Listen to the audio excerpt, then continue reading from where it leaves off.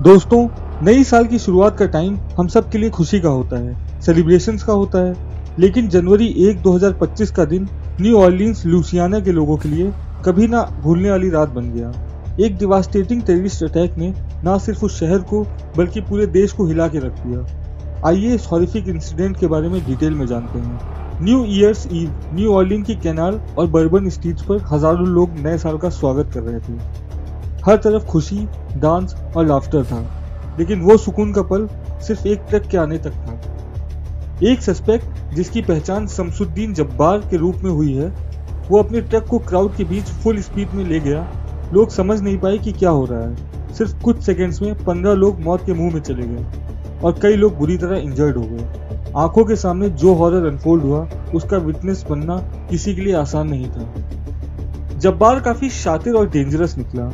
Truck में ISIS flag मिला और उसके सोशल मीडिया अकाउंट्स पर टेररिस्ट और एक्सट्रीमिस्ट आइडियोलॉजीज के सपोर्ट का प्रूफ भी मिला। जब लॉ एनफोर्समेंट उसको अरेस्ट करने आई तो उसने बिना डरे शूट आउट शुरू कर दिया। ऑफिसर्स ने सेल्फ डिफेंस में उसे गोली मार दी, जिसमें वो वहीं पर मर गया। इन्वेस्टिगेशन में पता चला कि ये अटैक इस्लामिक एक्सट्रीमिज्म से इन्फ्लुएंस्ड था।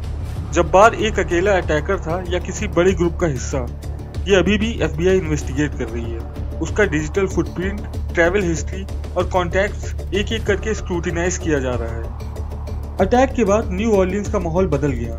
जो स्ट्रीट्स नए साल की खुशी के लिए गूंज रही थी, अब सिर्फ गम और फियर का घर बन गई है। प्रेसिडेंट जो बाइडेन ने इस अटैक को एक कावर्डली एक्ट ऑफ टेररिज्म कहा और नेशन को एड्रेस करते हुए कहा कि हम इस अटैक के मास्टरमाइंड को ढूंढ के रहेंगे। इस एक्ट ऑफ वायलेंस का रिस्पॉन्सिबल लोगों को कभी माफ नहीं किया जाएगा। इसके अलावा FBI और लॉ एनफोर्समेंट एजेंसीज ने एक ऑल आउट इन्वेस्टिगेशन लॉन्च किया।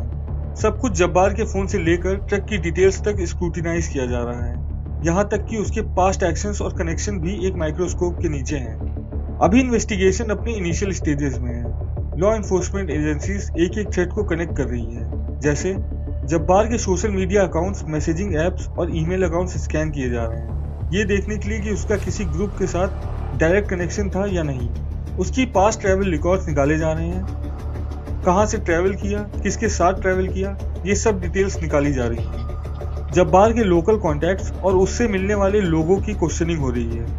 कोई और अटैकर तो इन्वॉल्व नहीं था या कोई ऐसे क्लूज तो नहीं जो फ्यूचर अटैक्स को प्रिवेंट कर सके। ट्रक और गन उसने कहां से ली, ये ट्रेस किया जा रहा है। अगर उसके पास इलीगल मीन्स का एक्सेस था तो वो सोर्स को भी ढूंढा जा रहा है।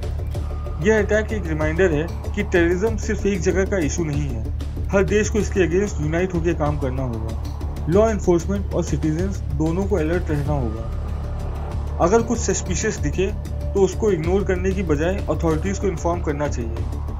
नमस्कार।